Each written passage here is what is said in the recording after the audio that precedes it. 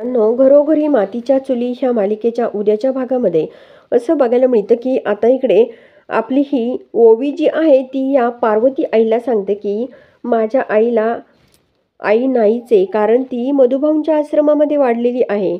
त्यामुळे आईची माया, प्रेम हे काय असतं माझ्या आईला काहीच माहीत नाही.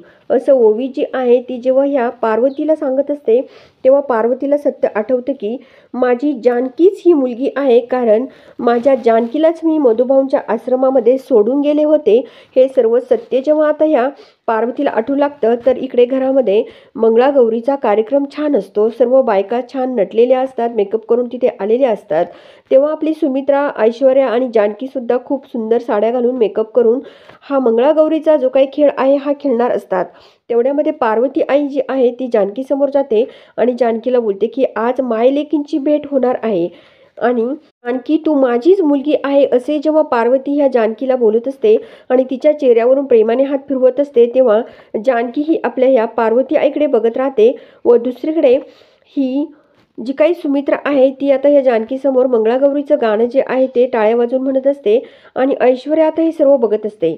ऐश्वर्या आता आपल्या मनाशी बोलते की जानकी तुझी ही शेवटचीच मंगळागौर आहे असं समज, कारण या ऐश्वर्याने ह्या मंगळागौरीच्या कार्यक्रमामध्ये एक खूप मोठा प्लॅन आखलेला असतो.